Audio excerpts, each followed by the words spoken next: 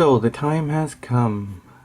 This is a video recording and chronicling my watch journey basically, and the time has come for me to sell or pass on or sell my Oris Diver 65 bronze bezel.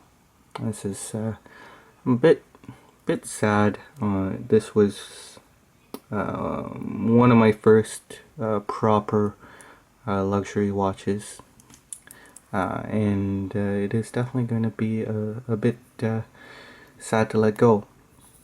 The reason I am selling it is, well, it can be part of the wristwatch check.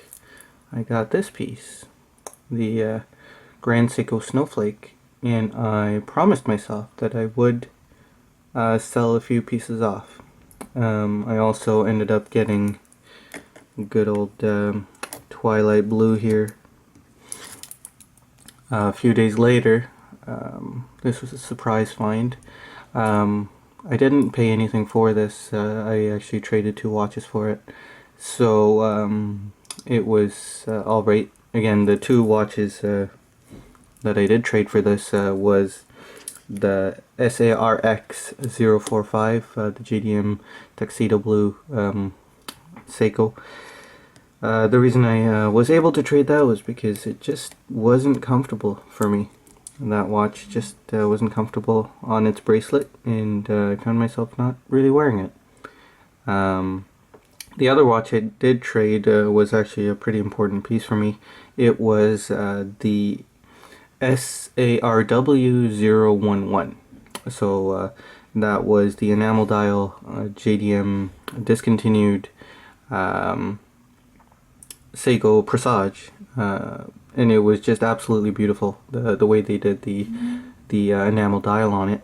But I knew I wasn't going to wear it once I got this, the Seiko Snowflake. I know it's a bit blown out. I really need to figure out my lighting and audio as well. So yeah, anyway, I have this on a Hirsch Buffalo. It's actually a really nice strap. I am enjoying it. I'm wearing it a bit tight to try and break in the strap, but I do really like Hirsch straps. We have 1, 2, 3 Hirsch straps in this video. Only in this video. There you go. I have a few more, of course. And we're out of focus. There we go. So, why am I getting rid of this? Well, basically most of these watches that you see here were on the chopping block, so to speak, at some point. Except for this guy. This guy was more of a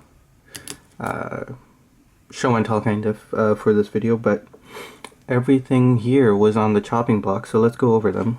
Here is my Oris Big Crown Pointer Date 80th anniversary.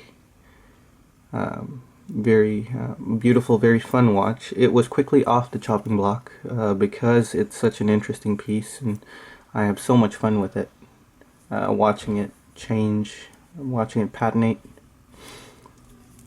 just watching it get old. It's a very fun piece, and that was quickly off the chopping block. Next up was this guy, the Longines Hydro Conquest 39mm. I seriously considered selling this guy. There were some things I wasn't too pleased about it. So this guy had a bit of a rattly bracelet. The in links kind of moved a little bit, but I fixed that. But overall, on this again Hirsch water-resistant strap, leatherette strap, I just have too much fun with it. So, and of course its bracelet. Its bracelet has the polished center links. I brushed that out, and it looks very good, except for the fact that I don't like that it doesn't taper, the bracelet at least. But I had a lot of fun messing around with this watch, and so I figured it wouldn't be wise to get rid of it. Also, with the resale of this watch, it kind of is not worth it to sell. And this guy, it's not really related to any of the other watches here, which are more sport style watches, but this is my Shippo enamel SPB 073. I hope I got that right. J1. I always mix up the 7.3 and the 7.5, but I'm sure there's the 7.3. This is the one with the power reserve and the small pointer date. Absolutely stunning piece. Definitely one of my favorite. It is my wife's favorite watch.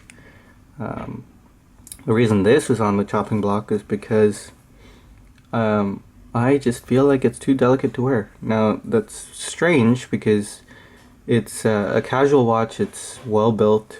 It's a thick piece, and it's built to be worn, especially since it's a Seiko Presage. This is almost identical to the enamel dial one that I traded for this guy. And that watch was a tank. So this watch is a tank, but because of that beautiful blue intricate dial, guilloche dial with the enamel, fire enamel, blue overlay. Excuse me. I don't know what it is, but it makes me want to baby it, and I don't really wear this more than once in a while, for a day at a time maybe. So kind of felt bad, and I wanted to maybe sell this one. I know prices are going up, and this one has appreciated in value, so that would have been a bonus. But at the same time, for that same reason, because it is so beautiful, so stunning to look at, I could not get rid of that. There's no way that I can get rid of that unless if I had to. So all came down to this guy. This I have a lot of memories with this guy, but again, it's not a. I guess that's not really that much of a valid reason to hold on to something. I mean, it can be for a lot of people, but well, this was my first real watch. It was an accidental find at a store in the mall, and I picked it up later that day. And yeah, I've been really pleased with it. It's been worn. It is a worn watch. It's got marks. It's got scuffs.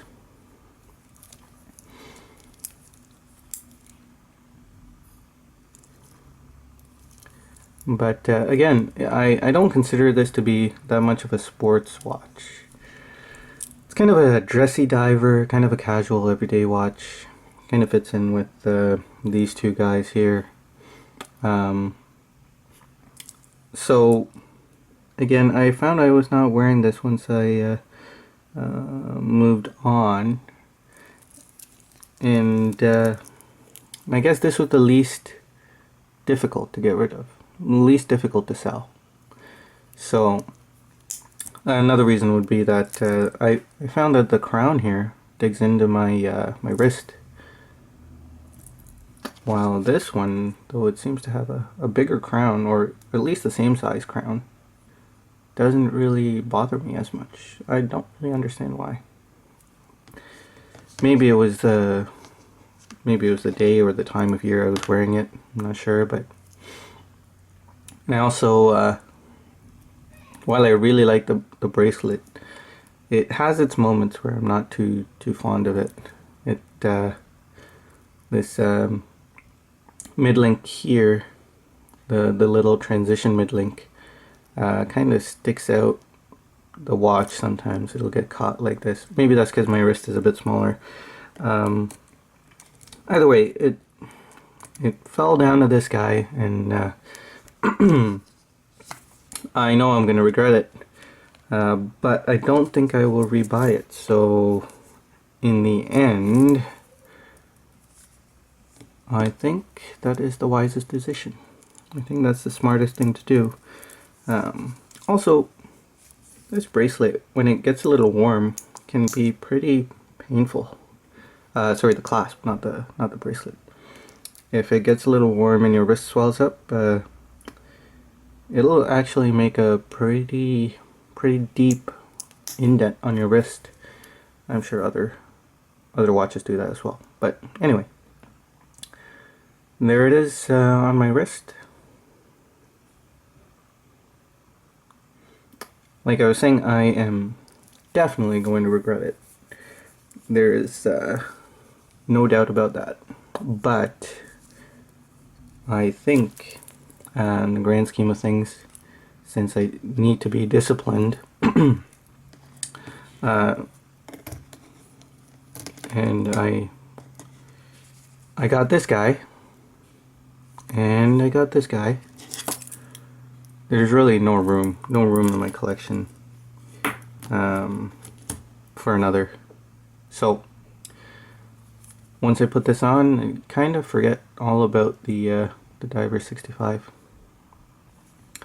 And of course, it's time to make new memories with the other guys in my my collection. I know it's weird, I call them guys, but I do that for a lot of things. So yeah, that's it. That's the reason why the Diver 65 is going. So this is basically a farewell video. Yeah. It's just, it's definitely not perfect. The bezel is a little clunky. Everything, it's just quirky. It's a quirky piece, that's the word I'm looking for.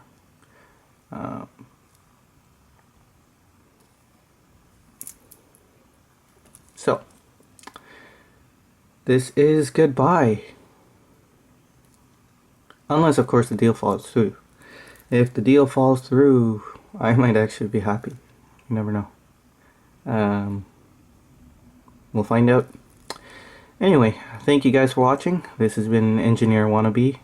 We are talking about my Oris Diver 65 bronze bezel. I forgot to show you guys the patina on the bezel. And who knows, Oris may release something more interesting later down the line. And I don't expect to rebuy this watch.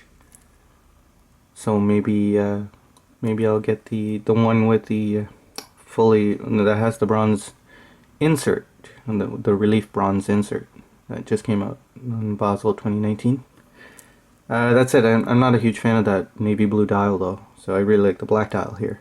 Anyway, I am rambling. Thank you guys for watching. I will talk to you guys later, and let me know if you want me to do any comparisons, any reviews. Take care, and I hope you have a good day. Bye.